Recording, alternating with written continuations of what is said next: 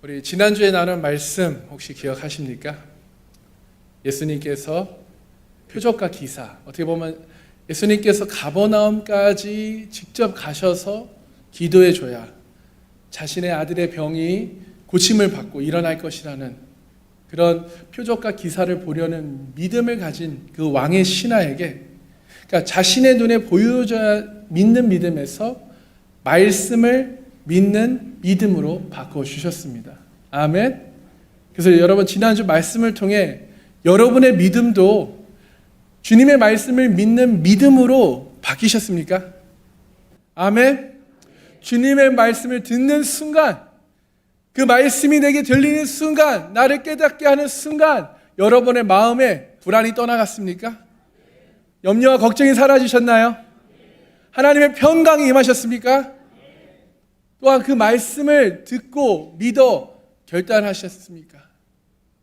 여러분, 그것을 그럼 지키기 위해 여러분 한 주 동안 얼마나 거룩한 그 치열하게 그 몸부림을 치셨나요? 그 말씀이 내 말씀이 되기 위해, 내 마음판에 새겨지기 위해 여러분은 그 말씀을 붙잡고 얼마나 몸부림을 치셨나요? 여러분, 오늘도 말씀이 선포될 것입니다. 그 말씀을 여러분이 믿어, 또 그 말씀을 먹어, 여러분이 그 말씀에 순종하여 말씀의 능력이 여러분 삶 가운데 일어나기를 주님의 이름으로 축복합니다. 아멘. 그래서 왕의 신하처럼 여러분의 믿음도 기적과 표적을 봐야 믿는 믿음이 아닌 하나님의 말씀을 믿는 믿음으로 바뀌기를 축복합니다. 그 말씀을 순종함으로 여러분의 삶에 크고 은밀한 일을 행하시는 하나님을 보시기를 축복합니다. 그래서 지난주 우리 말씀의 제목이요, 말씀을 믿는 믿음으로 하나님의 크고 은밀한 일을 바라보자 였어요. 오늘은 말씀의 제목이 무엇이냐면요, 생명의 말씀을 믿음으로 먹어 크고 은밀한 일을 바라보자예요. 생명의 말씀을 먹는 믿음으로 하나님의 크고 은밀한 일을 바라보자로 함께 말씀을 나누겠습니다. 요한복음 6장, 여러분 이제 이번 주 큐티 내용인데요. 요한복음 6장의 초반에 보면 두 가지의 표적이 일어나요. 두 가지의 표적을 이제 기록하고 소개합니다. 이 표적은 예수 그리스도가 하나님이시다, 예수 그리스도가 정말 살아계신 하나님의 아들이시다라는 것을 결정적으로 보여주고 있는 표적이에요. 표적의 끝판왕이라고 이제 생각하시면 돼요. 하나는 우리가 너무나 잘 알고 있는 오병이어입니다. 보리떡 5개와 물고기 2마리로 5,000명을 먹이신 말 그대로 기적이에요. 이 표적은요, 이제 구약의 광야에서 출애굽할 때 이스라엘 백성들에게 내려주셨던 만나와 메추라기의 실체죠. 이 표적은 예수님께서 본인이 광야에서 이스라엘 백성들을 먹이던 그 하나님 되심을 보여주신 사건입니다. 두 번째 사건은 뭡니까? 예수님께서 그 무리를 걸으시는 사건이에요. 물리학적으로요, 인간이 무리를 걷는 것은 불가능합니다. 여러분 한번 생각해 보십시오. 인간의 기준과 인간의 사고로는 불가능한 이 오병이의 표적을 보리떡 5개와 물고기 2개로 그 2마리로 5,000명을 먹이는 사건을 경험했을 때 그 제자들, 그 따르는 무리들, 여러분 얼마나 흥분했을까요? 와, 참으로 이분이 정말 세상에 그래 오실 선지자야, 우리가 기다리고 있는 메시아구나 라고 생각하면서 막 흥분하지 않았을까요? 너무나 흥분해서요, 억지로 예수님을 왕으로 삼으려 했어요. 그 풍랑 위를 걸어오시는 예수님을 보고 제자들은 어떤 느낌이 들었을까요? 와, 야, 이분이 진짜 하나님의 아들이시구나, 이분이구나, 이런 생각이 들지 않았을까요? 표적을 보여주신 예수님께서 오늘 본문에서 아주 중요한 말씀을 하십니다. 우리 같이 따라 해보기 원합니다. 뭐라고 말씀하셨죠? 나는 생명의 떡이다. 나는 생명의 떡이다. 생명의 떡. 35절에 나는 생명의 떡이니 내게 오는 자는 결코 줄이지 아니할 터이요 나를 믿는 자는 영원히 목마르지 아니하리라. 아멘. 이게 한글로 보면 생명의 떡이라고 말하고 있잖아요. 근데 영어로 보면요, bread of life라고 그래요. bread of life. 그게 예수님, 이게 무슨 뜻이냐면 생명의 빵이란 뜻이에요. 2000년 전 예수님 당시에 이스라엘에요, 떡이라는 게 있었을까요? 없었죠. 떡보다는 그 빵이 저는 맞다고 생각하는 게, 왜냐하면 빵이 그들의 주식이었기 때문입니다. 여러분, 인간은 살아가기 위해 음식을 먹어야 하죠. 인간은 음식을 먹어야 삽니다. 날마다 먹어야 해요. 저는요, 자고 일어나면 눈을 뜨자마자 배가 고파요. 정말입니다. 아무리 저녁에 뭘 먹고 자도 눈을 뜨면 배가 고파요. 아침에 입맛 없으신 분에게는 이해가 잘 되시지 않겠지만 저는 소화력이 너무 좋은가 봐요. 그래서 아무튼 배가 고프든 배가 고프지 않든 사람은 음식을 먹어야 합니다. 먹어야 그것이 피가 되고 살이 되고 조직이 구성이 되어 몸을 만들어주잖아요. 그래서 이거를 일용할 양식이라고 합니다. 특별할 때만 먹는 음식이 아니에요. 매일 먹어야 하는 음식을 지금 예수님은 말씀하고 계시는 겁니다. 내가 생명의 빵이다. 근데 한글로는 떡이라고 표현을 했어요.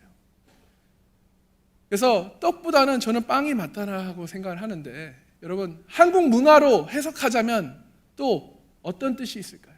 어떻게 해석해야 될까요? 떡보다는 밥, 생명의 밥. 근데 조금 유치하지 않아요? 생명의 밥이다. 그러면 약간 좀 너무 이렇게 그런 것 같아요. 그러니까 여러분, 제가 생명의 떡, 오늘 우리 이제 성경에는 생명의 떡이라고 있기 때문에 여러분 매일 먹어야 하는 밥으로, 음식으로 잘 이해하시기 바랍니다. 자, 하나님의 자녀들인 우리도 육의 양식을 먹어야 살듯이 그리스도인들은 영의 음식을 먹어야 합니다. 생명의 양식을 먹어야 우리가 살아요. 이 말은 영의 밥을 먹어야 생명이 산다는 것을 말합니다.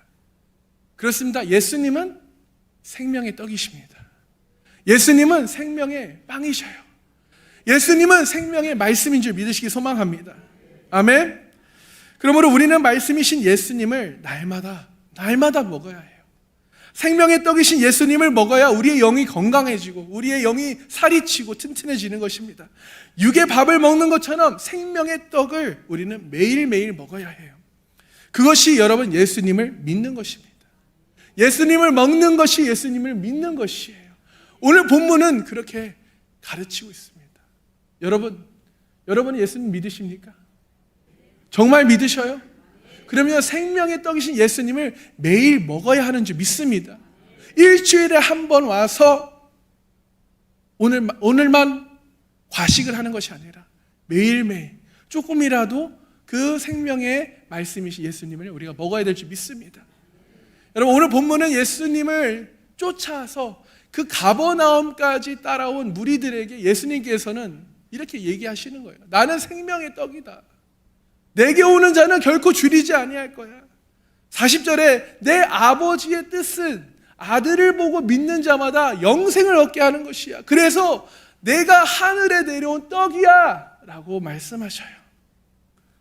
표적과 기사를 보고 예수님을 쫓아온 무리들에게 이렇게 얘기하시는 거예요. 여러분, 전지전능하신 하나님께서 왜 자신을 생명의, 하늘에서 내려온 생명의 떡이라고 말씀하셨을까요? 왜 그렇게 표현하셨을까요? 그 이유는 아까도 얘기했듯이 이스라엘의 가장 위대한 지도자였던 그 모세가 출애굽에서 우리 광야에서 하늘에서 만나를 내려 그 조상들을 먹여 살렸잖아요. 지금 그 말씀대로 제2의 모세가 할 만한 그 메시아가 이 세상에 다시 오면 그분은 분명히 하늘에서부터 만나를 내려 모든 백성을 먹여 살릴 것이야 라고 그렇게 믿고 있었기 때문이에요. 그래서 오병이어의 표적을 통해 5,000명을 먹이신 예수님의 인기가 어떻게 돼요? 급상승합니다. 자신들의 임금으로 삼으려고 해요. 야, 이분이야말로 우리가 기다리고 있던 메시아야. 억지로 왕을 삼으려 합니다. 그리고 이들이 예수님이 안 보이자 추적해 와서 지금 예수님께 계속 표적을 보여달라고 쫓아왔어요. 왜 쫓아왔습니까? 하늘로부터 떡이 내려와서 자신들을, 우리를 배부르게 해달라는 거예요. 표적을 보여달라는 거예요. 예수님께서 이미 표적을 보여주셨습니다. 그래서 그 표적을 보여주심으로 내가 메시아야, 내가 하나님의 아들이야, 너희가 기다리는 그리스도야 라는 증거가 되는 기적을 보여주셨는데, 이 무리들은 예수님을 메시아로 쫓아온 것이 아니에요. 그들이 먹고 배부른 까닭입니다. 그래서 병을 고쳐주고 먹을 것을 채워달라고 지금 예수님께 찾아온 거죠. 여러분 중에는 이런 이유로 예수님을 믿는 분 계신가요?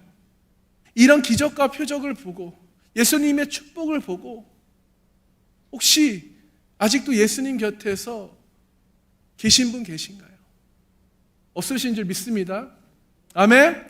자, 예수님은 자신을 스스로 생명의 떡이라고 또 말씀하신 것은 하나님께서 인간의 몸으로 왜 이 땅에 오셨는지, 그래서 사람들이 예수님을 받아들이기만 하면, 예수님을 영접하기만 하면 구원함을 받기 때문입니다.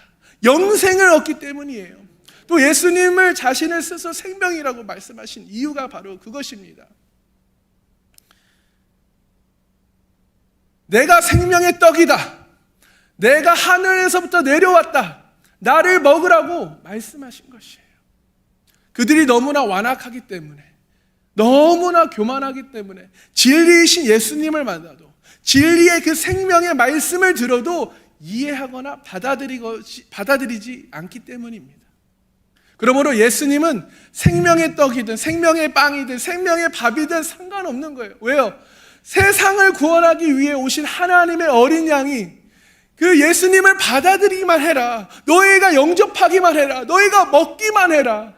아멘. 너희가 마시기만 하면 너희에게 영생을 얻게 하신다.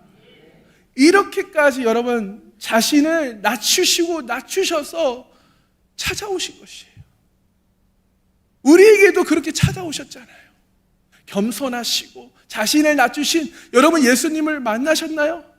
아멘.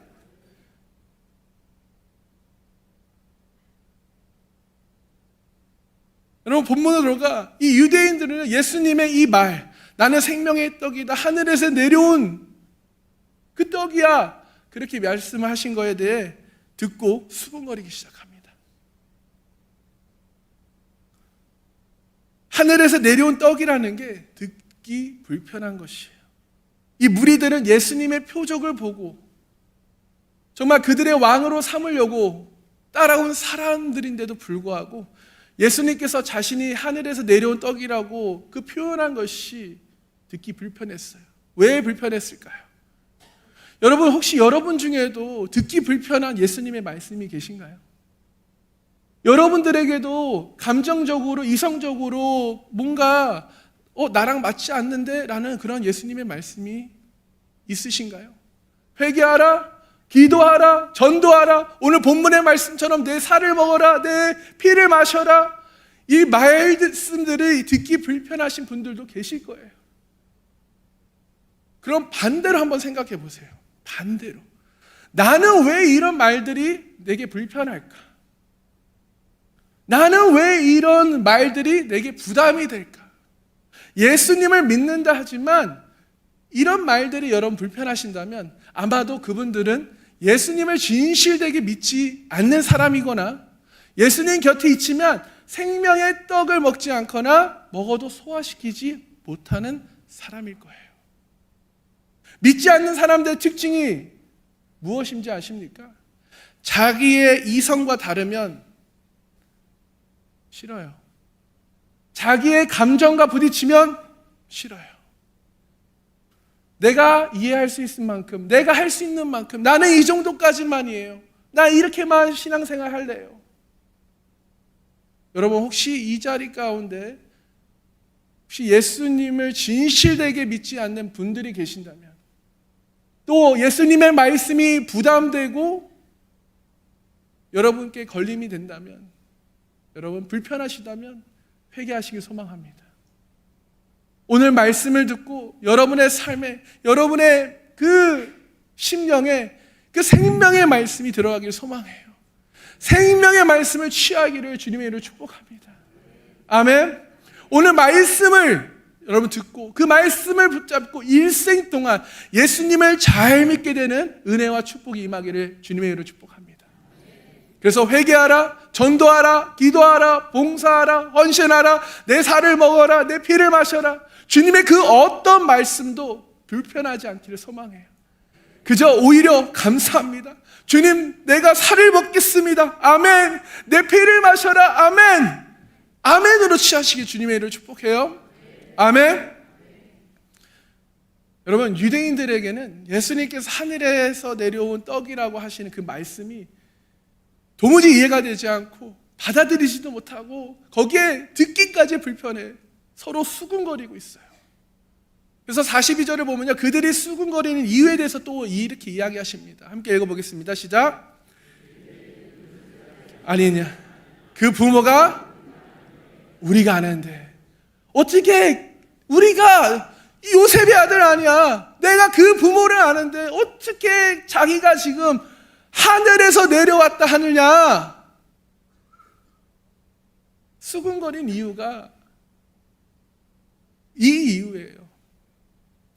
왜 지난주에 우리 선지자가 고향에서 높임을 받지 못한다라는 이유를 말씀드렸잖아요. 고향 사람들은 그 선지자의 과거과 가정을 알기 때문에, 그래서 행동했던 모든 일들이 알기 때문에 편견과 선입견으로 작용해서 현재 하나님의 아들 예수님으로 인정하지 않고 받아들이지를 못하는 거예요. 그렇습니다. 여러분, 이들 중에 예수님이 자라나는 것을 본 사람이 있겠죠. 잘 안다고 생각해서 익숙한 것이 편견과 선입견으로 작용하여 수군거리게 됩니다. 그런데 여러분, 잘 생각해 보세요. 하루 전에 오병이어의 기적을 일으키신 분이에요. 그분을 쫓아 지금 예수님을 억지로 임금으로 만들려고 쫓아온 사람들입니다. 졸졸 따르면서 양식을, 우리에게 양식을 주세요 구하고 있는 사람들이에요. 그런데 정작 예수님께서 진실을 말씀하시는데 이해하지 못하고 받아들이지 못하고 그것을 거부해요. 불편해해요.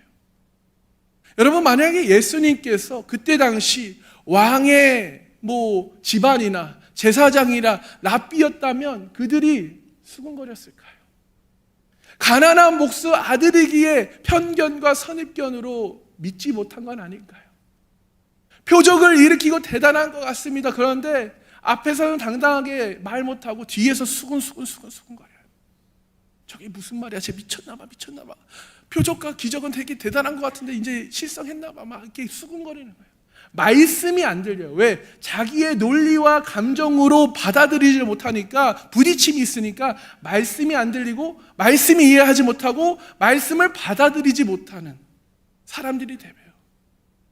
여러분, 이들의 특징은요, 말씀이 선포되지만, 그 생명의 말씀이 선포되지만 귀로 들어요. 그러나 한 귀로 듣고 한 귀로 흘려보냅니다. 자기의 자아가 너무 강해요. 자기의 지식, 자기의 논리, 자기의 이성적인 게 더 우선인 거예요. 하나님의 말씀보다. 그래서 말씀을 경청하지 않아요. 회개하지 않아요. 틈만 나면 남을 정죄하고 판단하고 비난하고 수군거리고 흉보고 비방합니다. 혹시 여러분들은 여러분들의 편견과 선입견으로 누군가에 대해 수군거려 보셨나요? 누군가를 판단하고 정죄해 보셨어요? 그런 적 있으시죠? 누구를 저렇게 나 같으면 그렇게 안 할 텐데 왜 저런 행동을 할까? 여러분, 사람은 그 사람을 정말 잘 안다면 수군거리지 않아요. 우리가 내 자식에 대해 수군거립니까?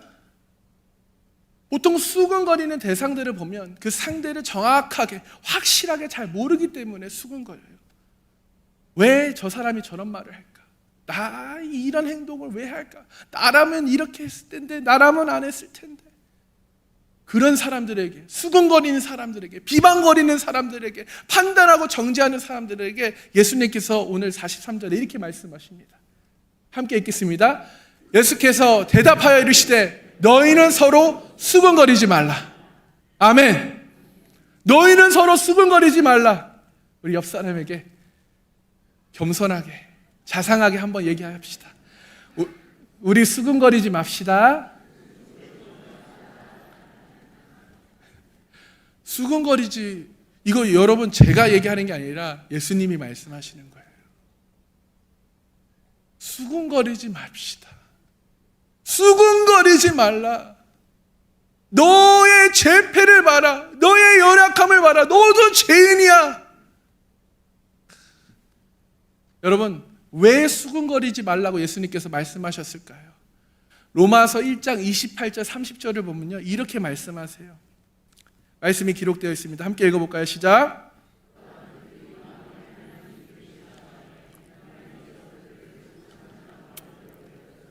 합당하지 못한 일을 하게 하셨으니 곧 모든 불의, 추악, 탐욕, 악의가 가득한 자요, 시기, 살인, 분쟁, 사기, 악독이 가득한 자요, 수근수근하는 자요, 비방하는 자요, 하나님께서 미워하시는 자요, 능력하는 자요, 교만한 자요, 자랑하는 자요, 악을 도모하는 자요, 부모를 거역하는 자요. 아멘. 어떤 사람이요? 28절에 그들의 마음에 하나님을 두기를 싫어하는 사람.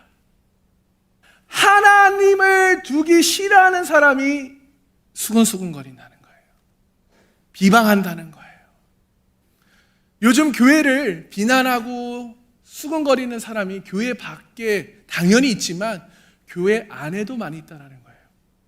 그런 사람들을 보면 보통 수근거리는 사람을 보면 교회를 잘 아는 사람, 교회를 좀 다녀본 사람, 또한 신학적으로 학식이 풍부한 사람들이 수근거리고 누군가를 비난을 잘한다는 거예요. 그래서 여러분, 오늘 말씀을 듣고 예수님의 말씀에 순종하여 서로 수근거리지 않기로 결단하시기를 축복합니다. 수근거리지 않기로 결단합니다. 아멘. 수근거리는 사람은요, 자신이 죄인인 것을 인정하지 않는 사람일 수가 있어요. 자신의 죄패를 모르는 사람일 수 있다는 거예요. 수근거리지 않는 사람은요, 또한 말씀이, 생명의 말씀이 들리지 않는 사람이에요. 수근거리는 사람은 말씀을 또한 깨닫지 못하는 사람, 한 귀로 듣고 한 귀로 흘려버리는 사람. 여러분, 그런 사람이 되지 않길 소망합니다. 생명의 말씀이 여러분의 귀에 들리고 여러분의 마음판에 새기기를 축복합니다. 아멘. 그래서 그 생명의 말씀이 여러분을 주님께 이끌고 가기를 소망합니다. 아멘. 자, 수근거리지 말라. 너희는 수근거리지 말라 말씀하시면서 44절에 아버지께서 이끌지 아니하시면 아무도 내게 올 수 없다라고 말씀하셔요. 하나님 아버지께서 이끌어 주시지 아니하면 아무도 내게 올 수 없다. 37절에는요, 어떻게 말씀하시냐면요, 아버지께서 내게 주시는 자는 다 내게로 올 거다 라고 말씀하십니다. 한마디로 하나님 아버지께서 강권적으로 예수님께 이끌어 주셔야 예수님께 올 수 있다는 거예요. 예수님을 믿을 수 있다는 것입니다. 다시 말해, 하나님 아버지께서 강권적으로 이끌어 주시지 않으면 단 한 사람도 올 수 없다. 지금 수군거리는 사람들에게 하나님 아버지께서 너희를 내게 이끌어 주시지 않기 때문에 너희가 이 말이 들리지 않고 믿지 못해서 수군거리는 거야 라고 말씀하시는 거예요. 여러분, 제가 다시 한번 여러분께 묻고 싶어요. 여러분 정말 예수님을 믿으십니까? 진실되게 믿으세요? 그럼 수군거리지 않습니다. 여러분이 잘나서, 여러분이 착해서 우리가 구원받은 게 아니에요. 하나님의 전적인 은혜입니다. 아멘. 하나님께서 강권적으로 주님께, 예수님께 이끌어 주셨기 때문에, 그래서 우리가 복음을 듣고요, 예수님이 나의 구원자이십니다, 예수님이 나의 죄를 위해 죽으셨습니다, 이 말씀을 그냥 들었는데 모르게 그게 믿어지는 거예요. 처음에 그 믿음이 크겠습니까? 그래도 그래요? 아멘, 믿습니다. 구원자로 믿겠습니다. 영접하면서 믿게 되는 거예요.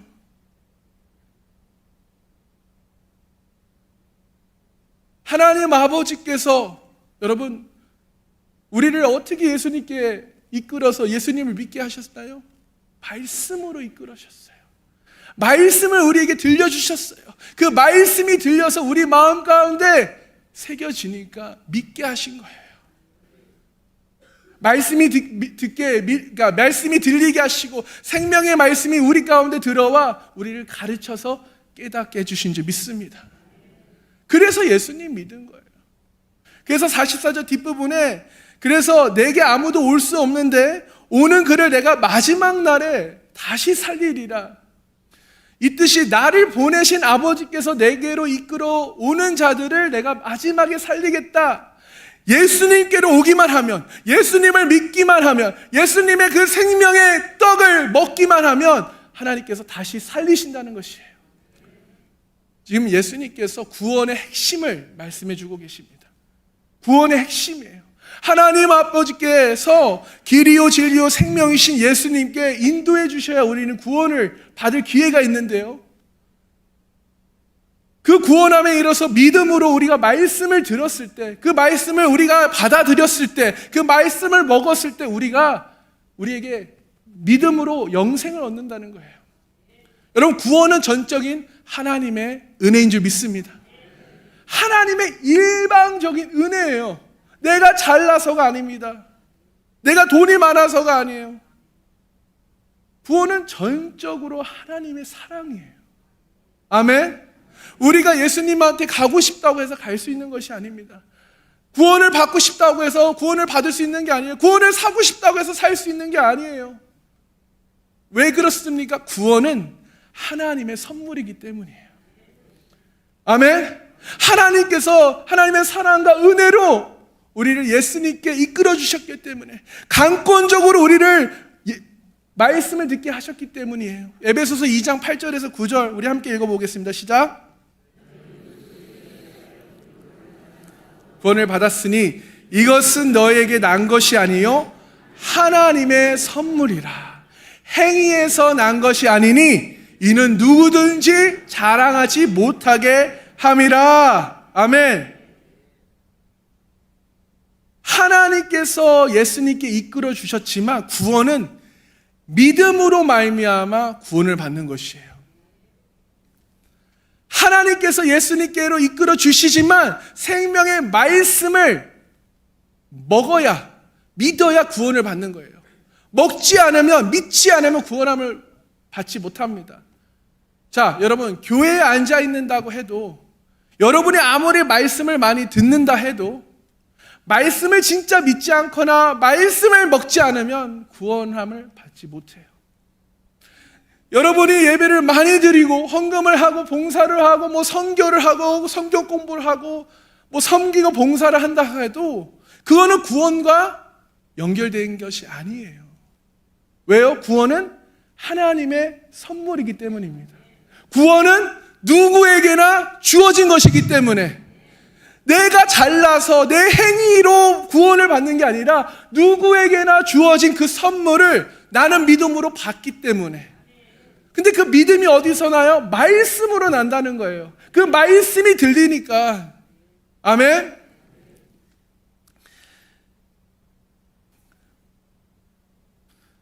그러시면서 45절 46절에 선지자의 글은 그들이 다 하나님의 가르침을 받으리라 기록되었은즉 아버지께 듣고 배운 사람마다 내게로 오느니라. 여러분, 하나님은 자기 백성들을 가르치십니다. 그런데 하나님 아버지를 본 자가 있다는 것은 아니다. 직접 만나서 하나님께서 이렇게 저렇게 가르쳐서 메시아를 믿게 하는 것이 아니라 무엇을 통해서 믿게 하셔요? 생명의 말씀을 통해서 우리에게 가르치신다는 거예요. 성경을 통해 가르치신다는 거예요.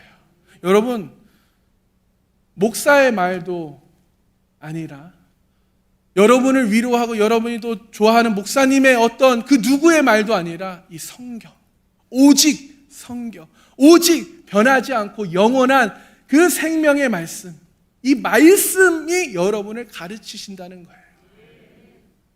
여러분, 성경이 우리에게 가르치고자 하는 메시지가 무엇이라고 생각하십니까? 이 성경이 우리에게 무엇을 가르치고 있어요?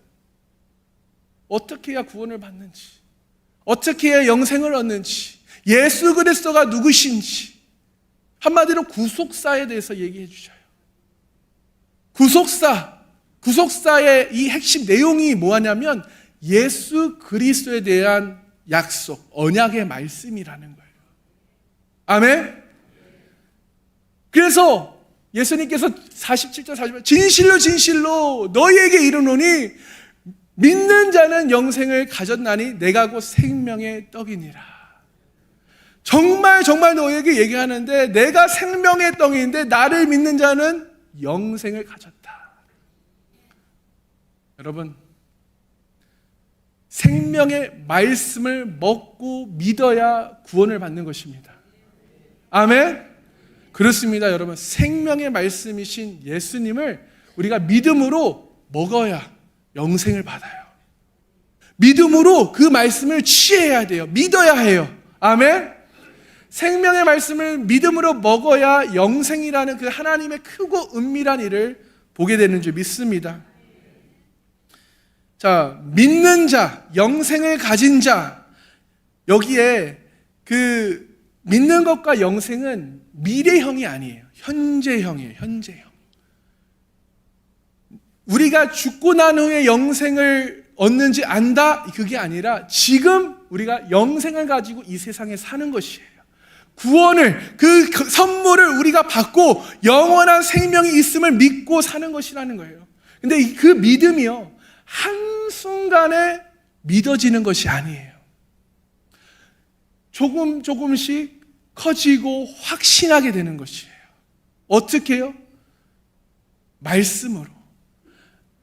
믿는 것도 한순간에 다 믿어지는 게 아니잖아요. 점점 믿음이 커지고 깊어지는 것이잖아요. 그렇죠, 여러분?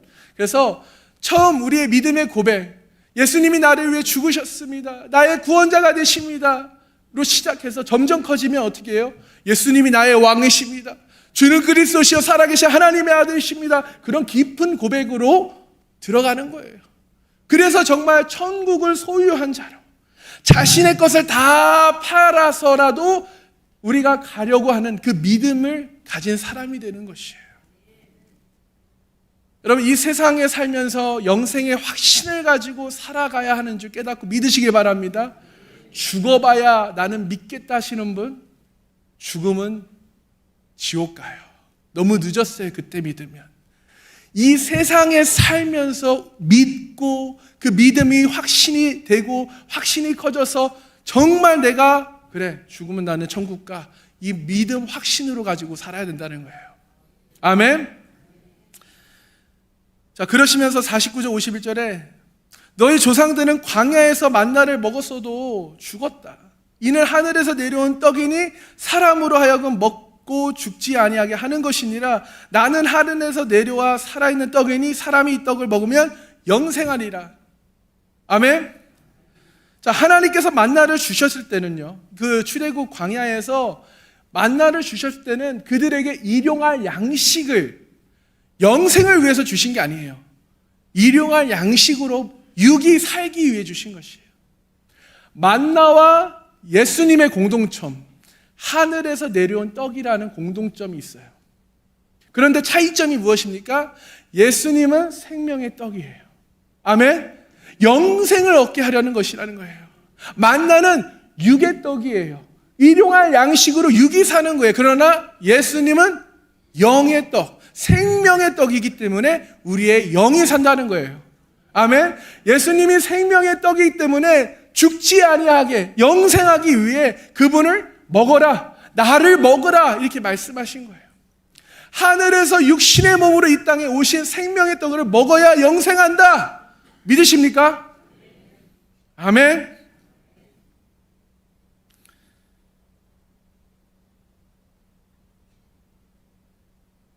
예수님을 믿는 축복은 영생을 얻어 마지막 날에 살려주시는 것임을 믿으시길 축복합니다.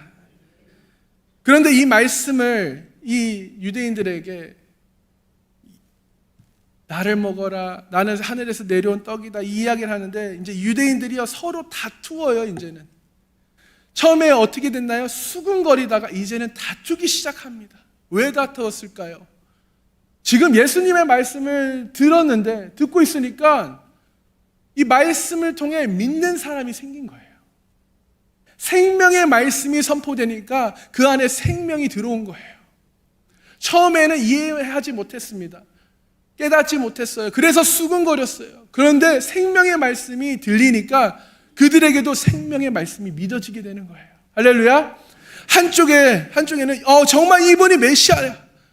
정말 생각해 보니까 그래, 그 구약의 말씀이 그래, 맞아, 진짜 이분이 메시아이겠구나 라고 믿게 되는 사람들이 생기는 거예요. 또 한쪽에는 야, 말도 안 돼, 어떻게 논리적으로 사람이 하늘에서 내려와, 우리가 그 부모를 아는데 내가 그가 어떻게 자란지 아는데, 막 이런 사람이 또 한편에서 막 이제 다투기 시작하는 거예요. 서로 이 다툼을 보시고 예수님께서는 불난 집에 기름을 뿌리듯 53절 55절 이렇게 얘기하십니다. 유대인들이 서로 다투어 이르시는데, 자, 이렇게 함께 읽겠습니다. 시작. 내가 진실로 진실로 너에게 이르노니 인자의 살을 먹지 아니하고 인자의 피를 마시지 아니하면 너희 속에 생명이 없느니라. 내 살을 먹고 내 피를 마시는 자는 영생을 가졌고 마지막 날에 내가 그를 다시 살리리니 내 살은 참된 양식이요 내 피는 참된 음료다. 아멘. 여러분, 지금 이 말씀을 누구에게 하시는 말씀일까요? 말씀을 들었는데 아직도 믿지 못하는 사람, 깨닫지 못하고 의심하는 사람들에게 하시는 말씀이에요. 여러분, 이 지금 요한복음 6장의 배경, 그 때가 언제인지 아십니까? 6장을 보면요, 어떤 절기가 코앞에 있어요. 바로 유월절이 코앞에 있어요. 여러분, 6월절의 스토리를 다 아시지만 제가 짧게 설명을 하겠습니다. 이 6월절, 이스라엘 백성들이 출애굽하기 위해 하나님께서 10가지의 재앙을 애굽에 내리셔요. 마지막 10번째 재앙, 장자의 죽음이죠. 애굽 사람들과 이스라엘 사람들이 400년 동안 함께 살았기 때문에 구별하기 위해서 이 6월절에, 이제 6월절은 6월 14일인데 이 10일에 흠없고 1년 된 수컷 양을 잡아서 14일 날 이 양을 죽여요. 그리고 죽여서 양은 먹고 그 피를 집 좌우 문설주에 임방에 발라라. 그래서 그 피를 보고 내가 넘어가겠다. 피 흘렸다라는 것은 죽은 것을 말하고, 또 죽은 것을 먹은 것은 한 몸이 되었다라는 것을 또 뜻해요. 그래서 그 피를 넘어간다, 패스 오버이라고 해서 6월절이 된 거예요. 자, 예수님께서 6월절을 이야기하시는 이유는 지금 6월절, 지금 6월절인데 내년 6월절에 지금 예수님께서는 흠없고 어린 양이 되셔서 십자가의 대속물로 죽으시기에 아직도 믿지 못하고 아직도 깨닫지 못하고 아직도 의심하는 사람들에게 지금 말씀하시는 거예요. 인자의 살을 먹지 아니하고는, 인자의 피를 먹지 아니하고는 너희 속에 생명이 없어. 내 살을 먹고 내 피를 마셔야 돼, 먹어야 돼. 그래야 영생을 얻어. 그래야 내가 마지막 날에 너희를 살려. 내 살이 참된 양식이고 음료야. 그래야 죽음이 넘어가. 좀 알아들을래? 지금 이야기를 하시는 거예요. 여러분, 우리가 지금 6장 좀 계속해서 반복적으로 뭔가 말씀이 되게 반복적으로 되죠. 반복적으로 같은 말씀을 계속 하십니다. 왜 반복적으로 하실까요?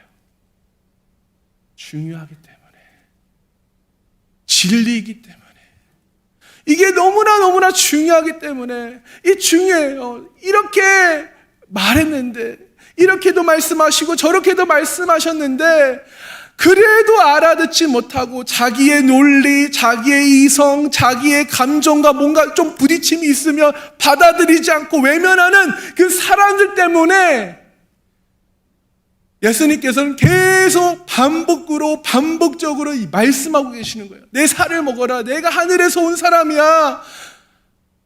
이 이야기를 계속하게 깨닫기를 바라시면서 같은 말씀을 하시는 거예요. 여러분은 왜 우리는 지금 말씀을 듣고 왜 말씀을 또 듣고 주일 오전 예배도 드리고 오후 예배도 드리고 또 그뿐만입니까? 수요 예배, 목요 영성 예배, 금요 예배 왜 그렇게 와서 말씀을 들으려 할까요? 왜 들어야 할까요? 그 이유는 말씀을 잘 모르고 깨닫지 못하는 사람들은 말씀을 듣고 이 생명의 말씀을 듣고 생명이신 떡을 먹어서 깨달아지는 은혜가 있기 위해서예요. 깨달아서 그 생명의 말씀으로 그 안에 들어가 죽은 생명을 살리기 위해서입니다. 지친 영혼들을 그 생명의 떡이 먹어서 회복시키기 위해서예요. 그럼 매일 오는 사람은요?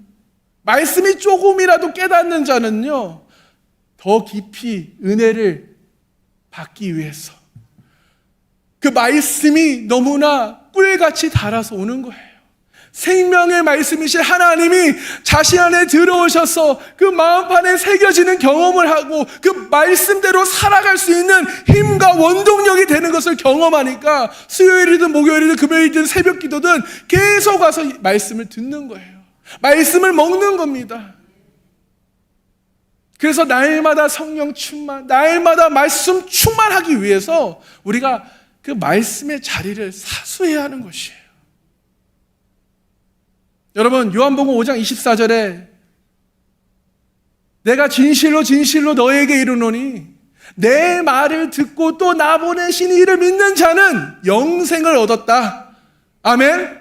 심판에 이르지 아니하나니 사망에서 생명으로 옮겨졌느니라. 아멘.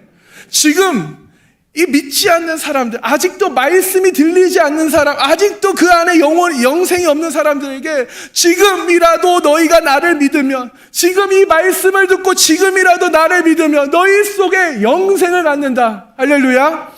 지금 너희가 나를 믿으면 사망에서 생명으로 옮겨진다. 이 예배 시간에도, 이 예배 가운데도 지금 하나님께서 말씀하시는 거예요. 너희가 지금이라도 믿으면 사망에서 생명으로 옮겨져.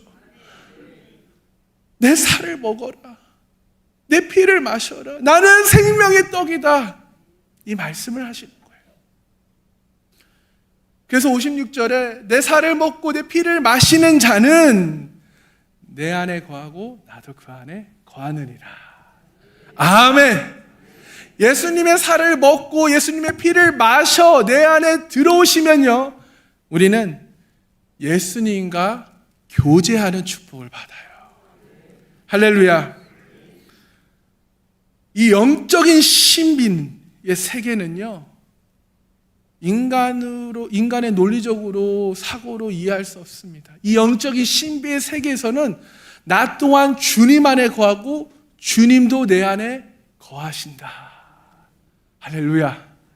그래서 먹는다는 표현을 빌어서 예수님께서 지금 말씀하시고자 하는 것은 너희가 내 안에 나도 너희 안에 거한다, 거하길 원한다. 여러분, 어떻게 예수님께서 내 안에 거하십니까?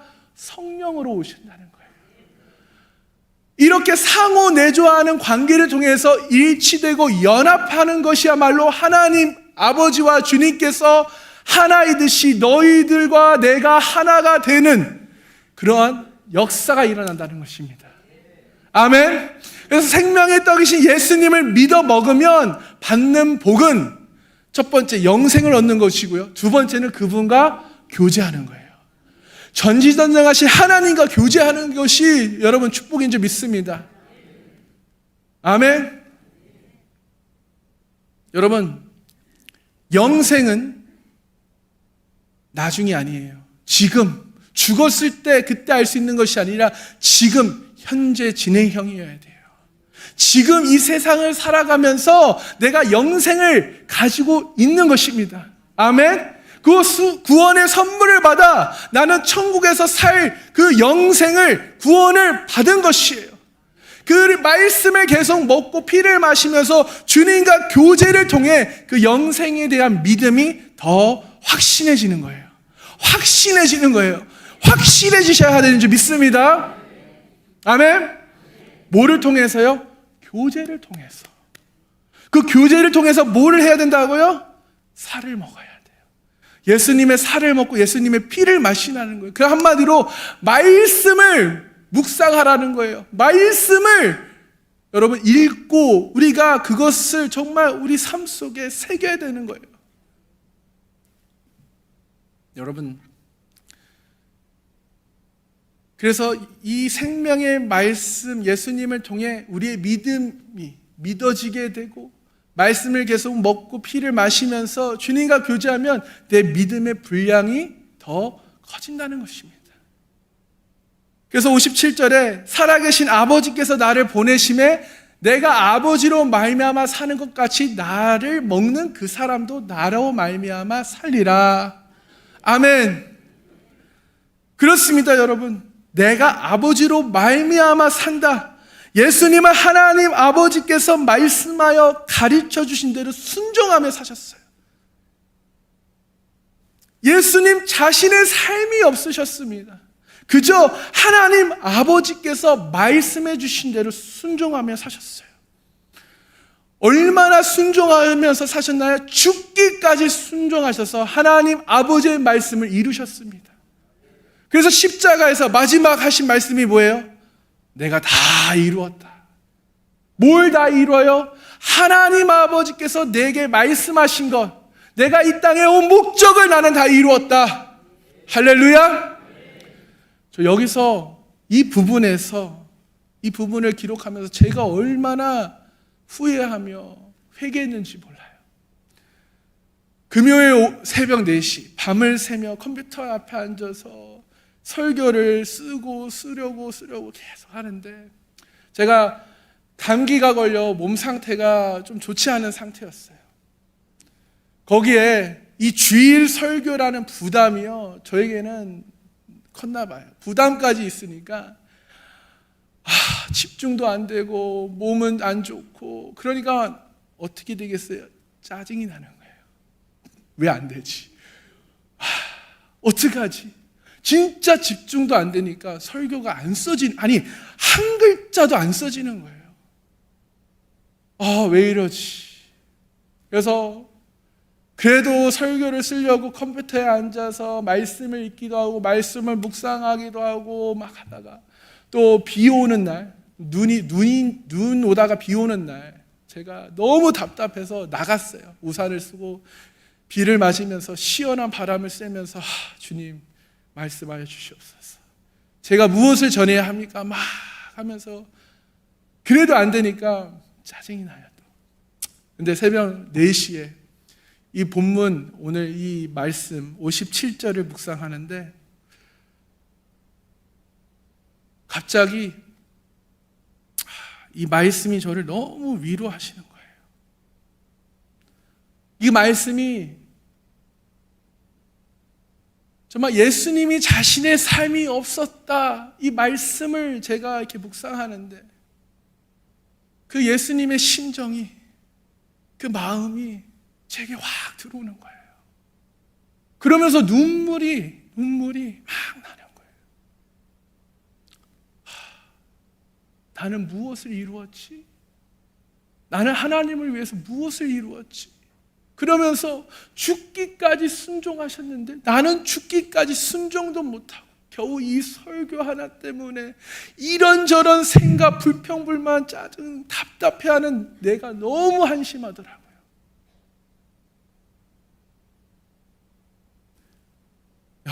여러분은 하나님을 위해 무엇을 잃어보셨나요?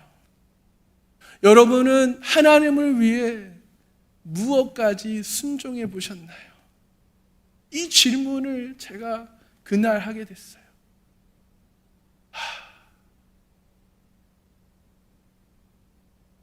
주님께서 내 안에 계시는데, 주님이 나와 함께 하시는데 고작 이 설교 하나, 이 부담으로 내가 불평불만하고 있었구나.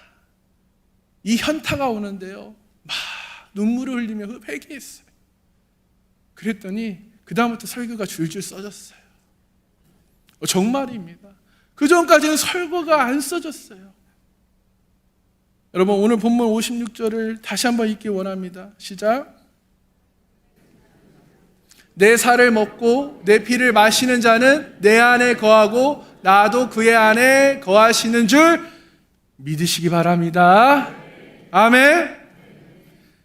여러분, 한 주간 자신보다 우리를 죽기까지 사랑하시는 예수님, 그 희생과 그 사랑, 그 은혜를 한 주간 묵상하시기 소망해요.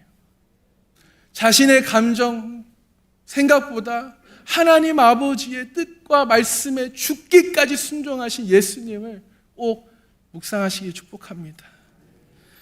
여러분, 하나님의 크고 은밀한 일은 나에게, 우리 모두에게 생명의 떡이신 예수님 자신을 주시기 위해 일을 행하시고 만드셨어요.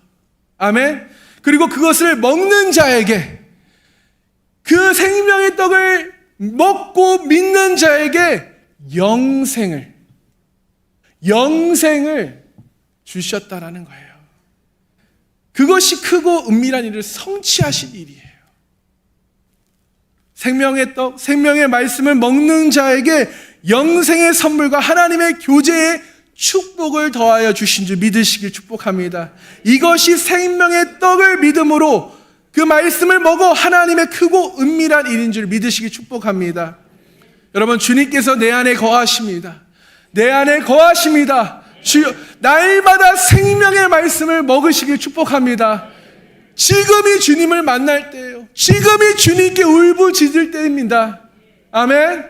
여러분, 주님과 깊은 교제에 들어가십시오. 주님의 음성에 귀 기울이십시오. 그래서 그 말씀에 순종하시는 복된 하나님의 자녀이 되시길 축복합니다. 아멘. 여러분, 생명의 떡, 육의 떡, 다른 점이 무엇일까요? 여러분, 우리가 먹는 육의 음식은 다른 사람들과 나누어 먹으려면 어떻게 해야 돼요? 내가 먹을 것을 조금 양보해서, 나의 먹을 양을 줄여서 남에게 줘야 해요. 그래서 그 양이 내가 갖고 있는 게 얼마냐에 따라 먹을 수 있는 사람의 수가 정해집니다. 하지만 생명의 떡은요, 달라요. 생명의 떡은 어떨까요? 내가 먹을 것을 줄여서 줘야 할까요? 그래서 그 양이 얼마냐에 따라 달라질까요? 아니요. 생명의 떡은요, 아무리 나누어줘도 줄어들지 않아요. 오히려 나눠줄수록 주는 사람의 영의 양식이 더 풍성해지는 줄 믿습니다. 여러분, 오병이어의 기적이 5,000명이 아니라 10,000명이었다면 그 12광주리가 남았을까요? 5,000명을 먹이신 예수님이 50,000명, 100,000명 더 많은 수의 무리를 먹이지 못하셨을까요? 모여있던 무리의 수가 몇 명이었던 오병이어의 기적은 일어났을 것입니다. 아멘? 몇 명이 먹었든지 12광주리는 남았을 것이라 믿습니다. 이 오병이어의 기적이야말로 우리가 생명의 떡을 나눌 때 일어나는 기적이에요. 크고 은밀한 일이라 믿습니다. 자, 비록 내 믿음이 적은 믿음일수록 믿음 같고, 또 아직도 내가 누군가를 가르치기에는, 누군가에게 이거를 나누기에는 내 믿음의 수준이 아직 아닌 것 같은데, 그렇게 보일 수 있고 생각할 수 있습니다. 그런데 마치 보리떡 5개와 물고기 2마리와 같은 작은 믿음을 가진 그 믿음일지라도 그 생명의 떡을, 생명의 말씀을 나누기 시작하면요, 생명의 떡이신 예수님을 나만 먹는 것이 아니라 내가 나누기 시작하면 그 생명의 말씀이신 예수님이 친히 이를 만드시고 성취하고 일을 행하실 줄 믿습니다. 아멘. 그래서 내 가족에게, 내 친구에게, 내 주변 사람들에게 생명의 떡을 나누기를 시작하면 그들도 충분히 먹고 남게 하실 거고, 나도 영의 그 믿음의 분량도 더 크게, 더 풍성하게 해주실 줄 믿습니다. 아멘. 그래서 생명의 떡이신 예수님을 여러분 먹으십시오. 취하십시오. 나의 영의 살과 피가 되어 여러분 건강하시길 소망합니다. 아멘.